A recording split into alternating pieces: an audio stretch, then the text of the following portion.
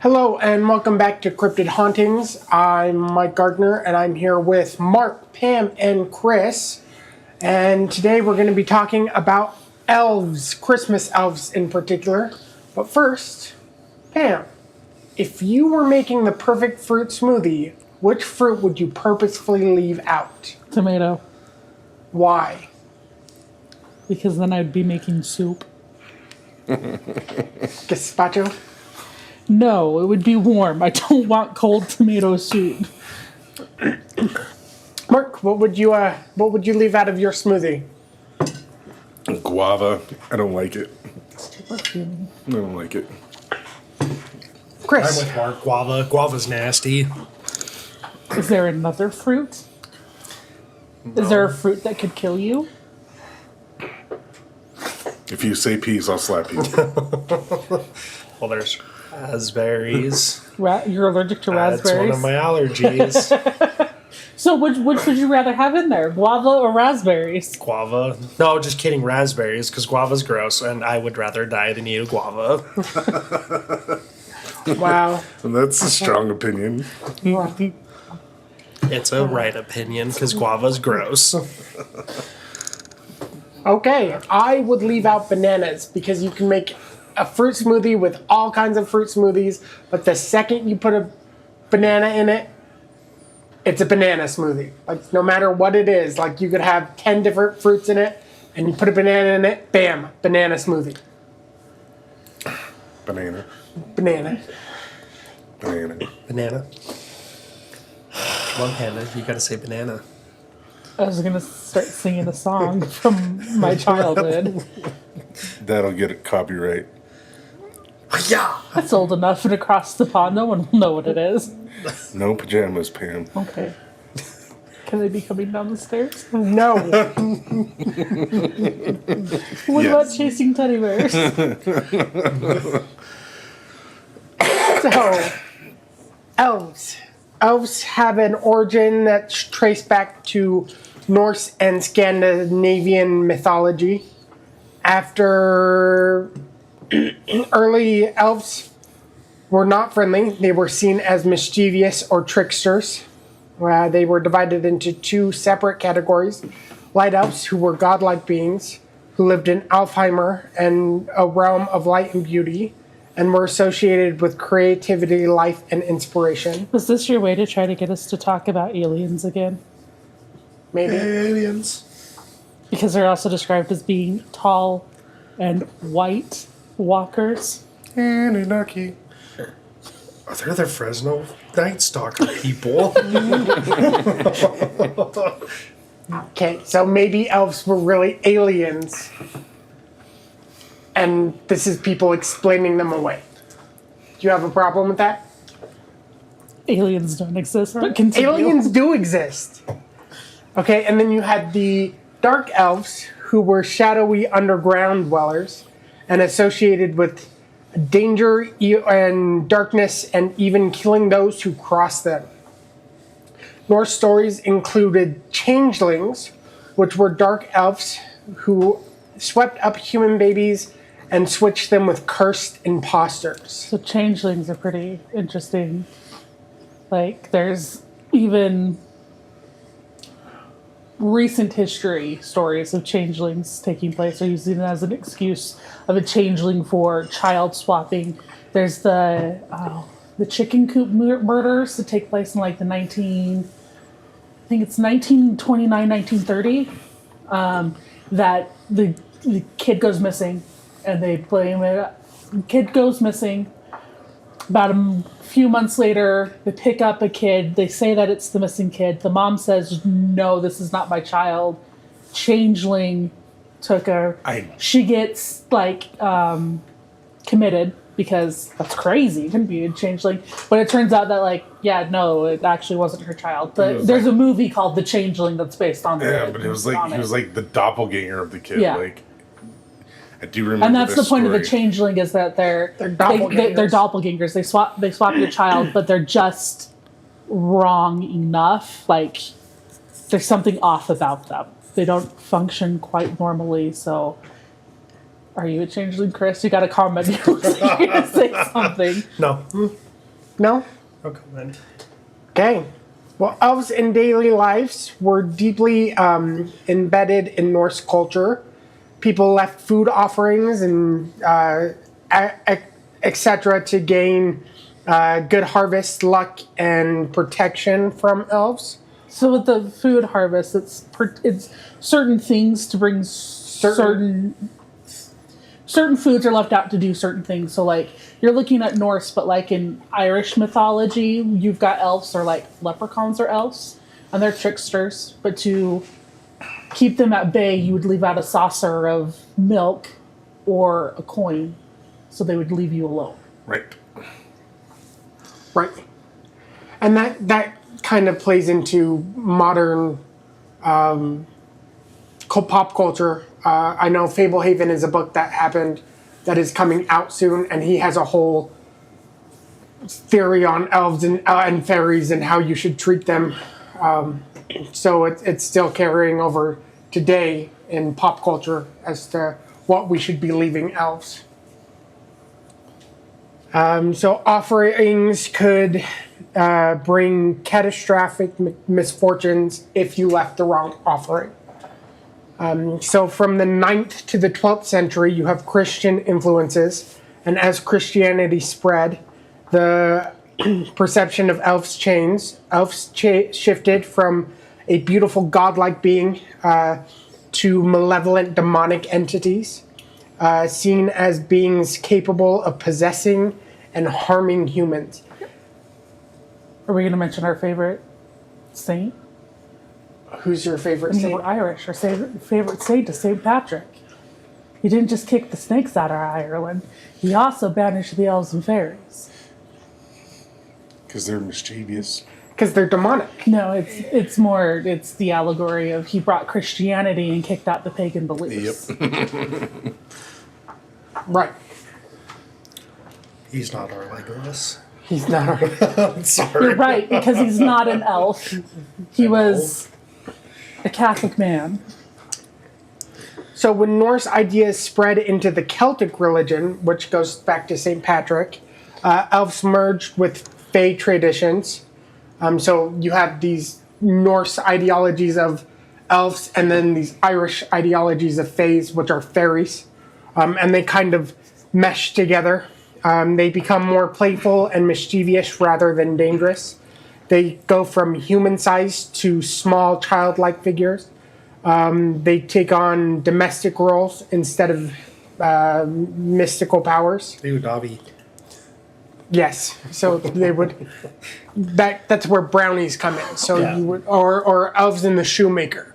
Because they were helpful. They were helpful. But Dobby is a type of hobgoblin that is a type of brownie. Yes. So in the medieval era, you have a play by William Shakespeare. I don't know if you guys ever heard of him. He's just a guy. He's pretty famous. Some dude. Some guy. dude. That I had to read 3 times in school. Some thespian.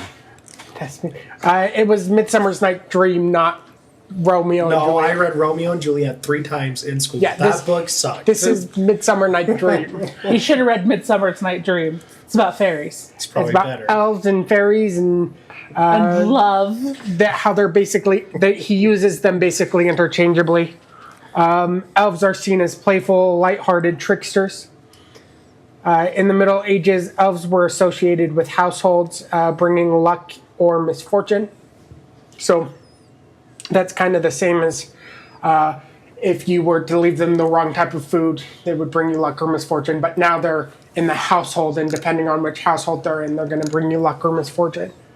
In the 1800s, brownies, gnomes, and smaller creatures became cemented in European folklore. A poem, A Visit from St. Nicholas, which later became known as 'Twas the Night Before Christmas, called Santa a right jolly old elf, linking elves to Christmas for the first time. Mark, did you have something? Nope. In the 19th century, Romanticism revived old myths, transformed once fearsome myths into once fearsome mythic beings into gentle, whimsical, friendly creatures. So the birth of the modern Christmas elf happened in the mid-1800s. Christmas became a family-oriented holiday with gift-giving and decorations at the center. It was romanticized elves fit perfectly into mythical atmosphere. And then in 1870s, a magazine called Harper's Weekly and an artist named Thomas Nast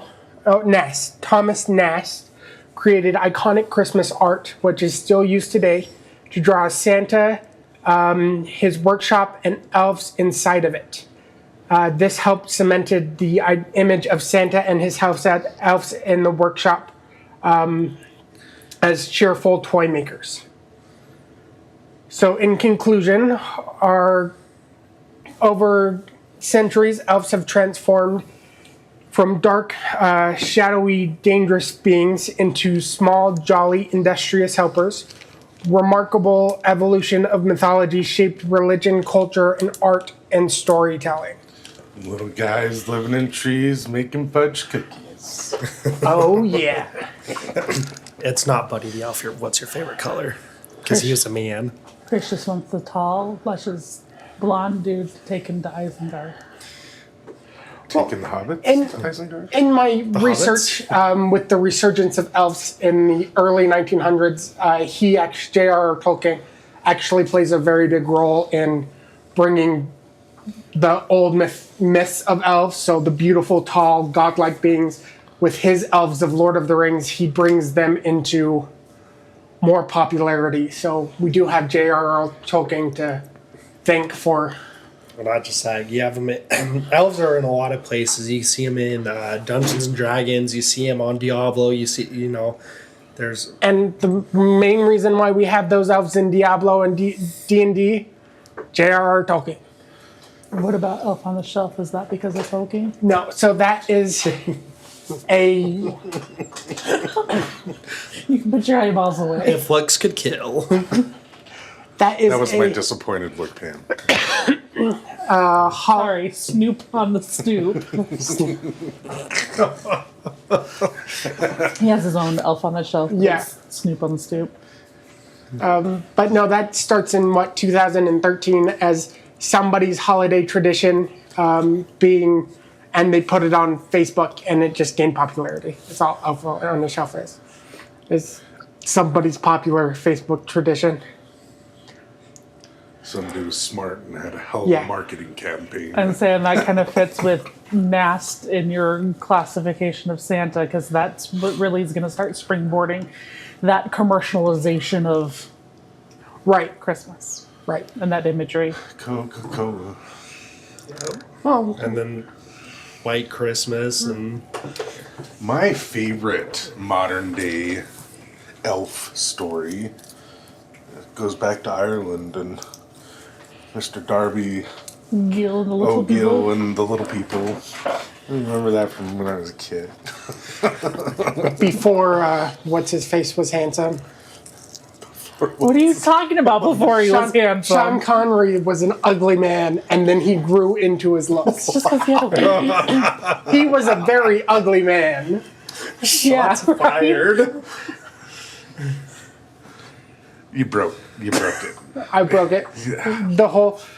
All of it. Coming from one ugly man to another. Yeah, he might grow into his ugliness. I don't know. I'm not gonna grow into my good. Turning into Peter Griffin. That's what you get. Not that bad. I'll grow my beard back out. What you get for buying the Jerry Garcia glasses. Right?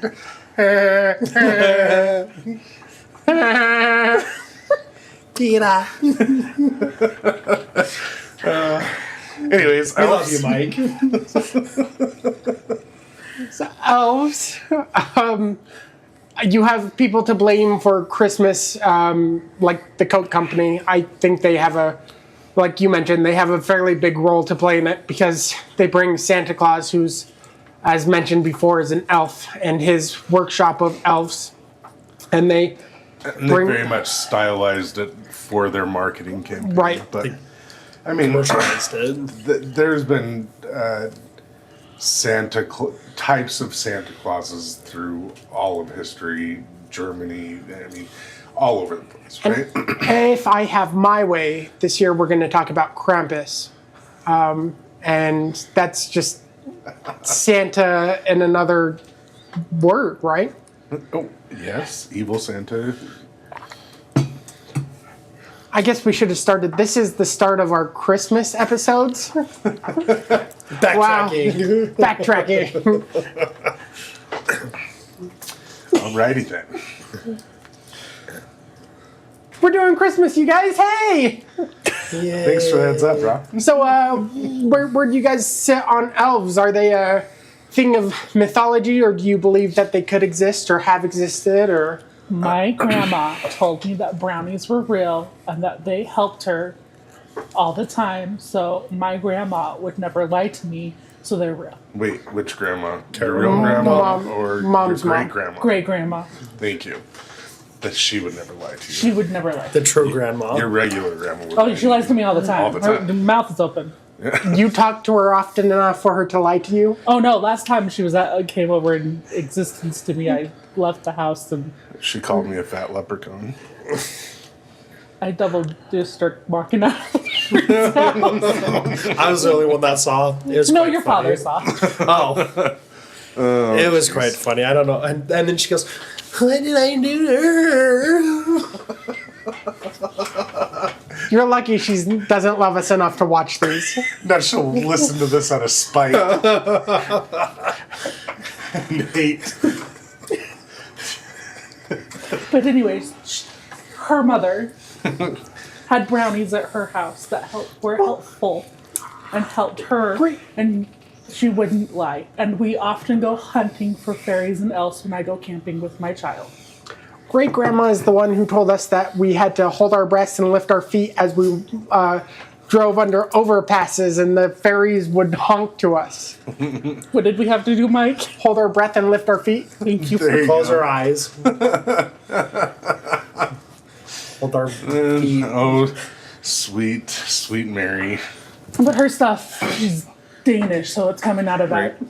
Scandinavian tradition.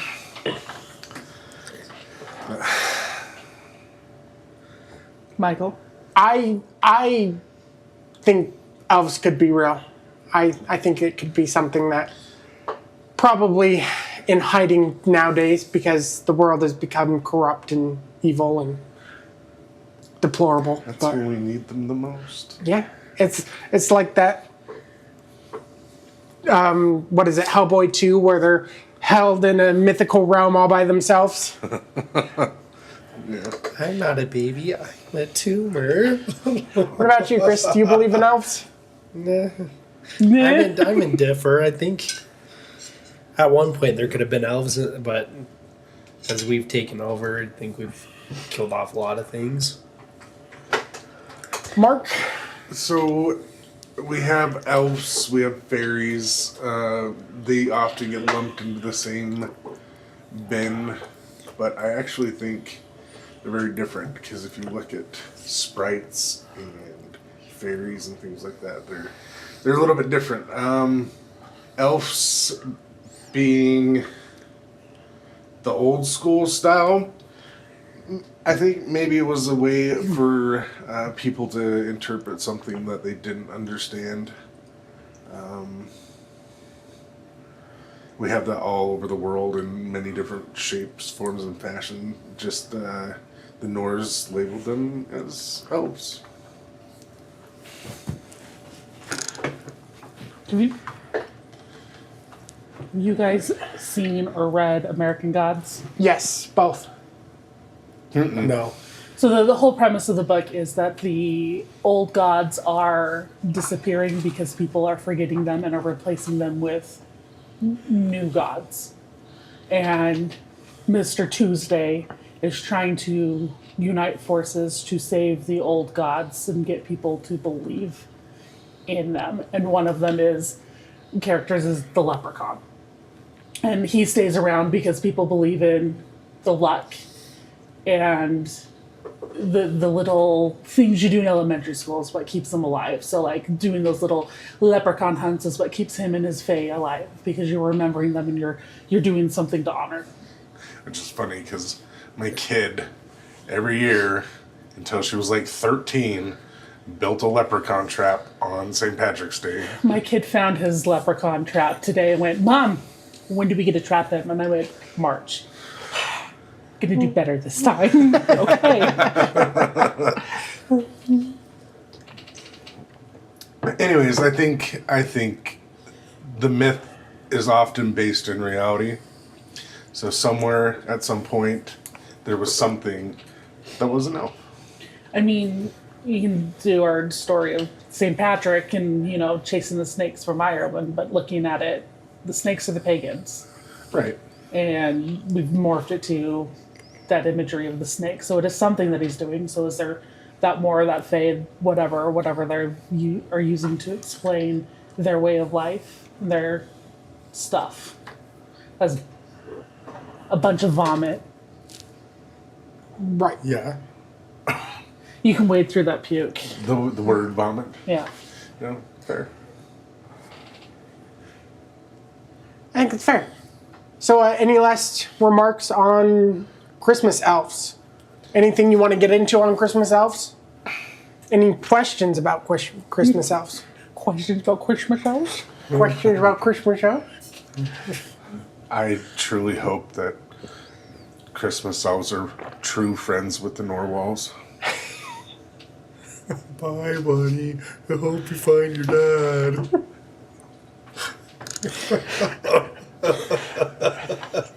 You're welcome. I love when my kid does that. Your kid's adorable. Boy, buddy, I hope you find your dad. Anyways. Do you have any concerns about elves, Mike? Nope. No concerns about elves. Way to fit it in again.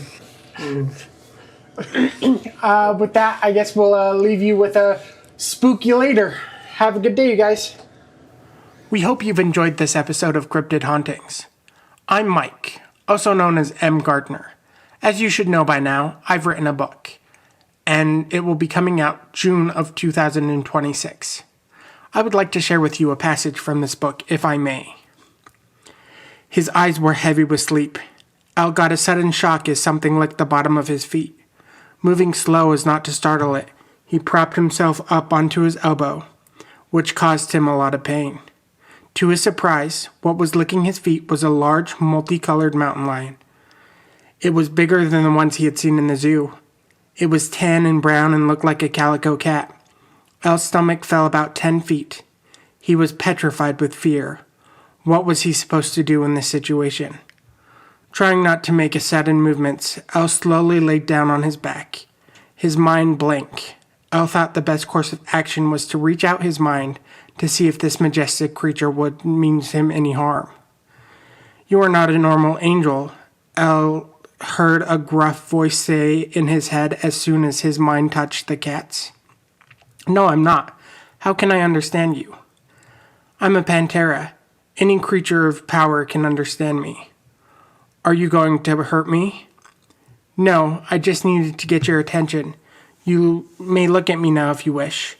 The Pantera purred. That is just a small interaction of the Pantera, a god from another world that El interacts with. El is a young Nephilim whose parents sell his soul before he's born. He is then thrown from the human world into a world of monsters, angels, and demons that he knows nothing about. His one goal, the one thing driving him to face this world, is his soul. Where is it? Where can it be found? Would you brace hell and back for your soul? Come with me on this journey and see what lengths El will go to find out where he belongs in the world.